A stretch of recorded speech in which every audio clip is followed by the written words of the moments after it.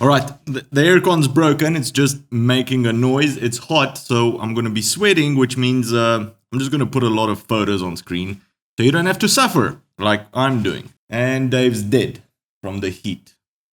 No, he's not, don't worry, Dave's not. Yeah, he's breathing, he's fine, he's like a leopard. The Revolution Max engine has been one of the best things to happen for Harley in a long time. The original Sportster was launched in 1957, and while it was updated over the years, nothing pretty mind-blowing was happening. It all culminated with the Roadster in 2016, which managed a mere 65 horsepower from a 1200cc engine. Nothing really impressive here, considering that the entire Sportster lineup was born because people wanted a performance motorcycle which also was light and nimble, and at 260 kilograms or 517 pounds and 65 horsepower, it was none of the above. Say hello to the brand new 2021 Harley Sportster S, a bike which is now definitely worthy of the Sportster name, and in my opinion, one of Harley's best looking bikes in their current lineup. If this is something that interests you, stick around.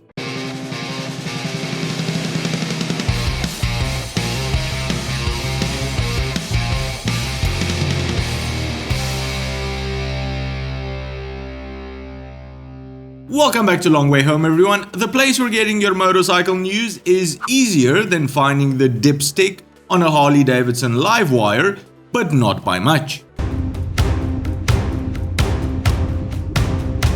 At the heart of the new Sportster lies the Revolution Max engine, and this thing is a work of engineering art. Fully water-cooled, variable valve timing, not just for the intake but also for the exhaust. This means that you get a high revving engine which also has great low down torque, two different balancers to smooth out vibration so your fillings stay in place, absolutely none of those pesky valve clearance adjustments that you have to do at a workshop, and an 8,000 kilometer or 5,000 mile oil change interval that you can pretty much DIY to keep the engine in tip-top shape. Oh, and the air filter is washable, so kudos on that, Harley. The Revolution Max platform was firstly introduced on the Pan America, a bike that I'm dying to review, so make sure you subscribe to catch that. And while on the Pan Am, it puts out 150 horsepower, on the Sportster S, it has been detuned to around 120 horsepower, which is weird,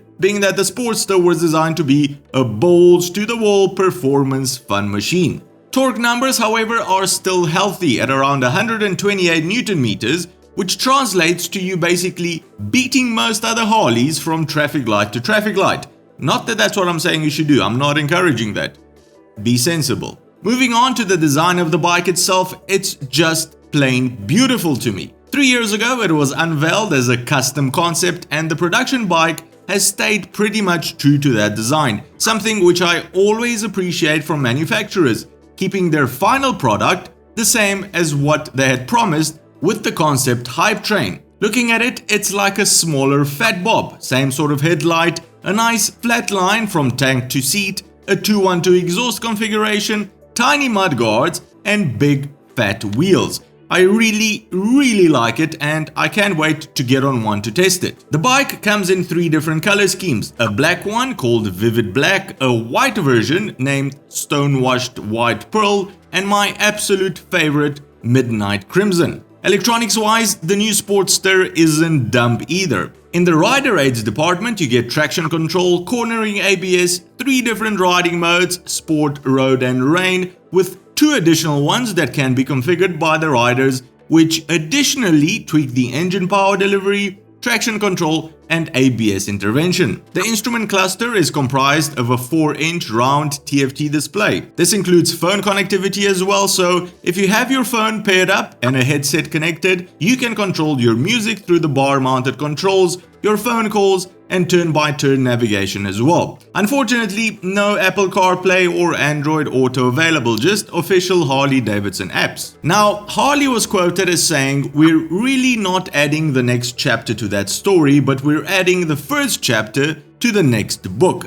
And I fully expect them to add more bikes based on this platform to their lineup.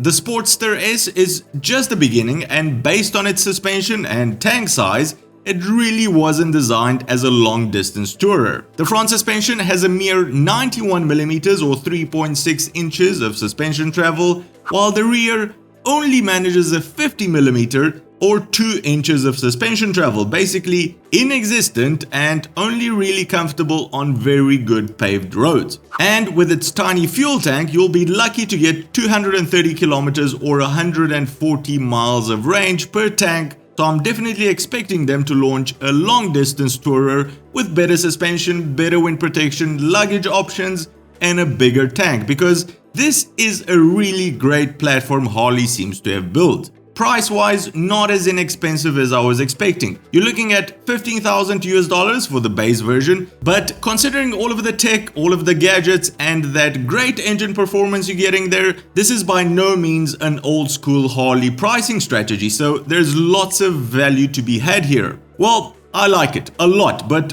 why don't you drop down in the comment section below and let us all know what you were expecting versus what you actually got from Harley on their new Sportster S. I think this is a new era for them.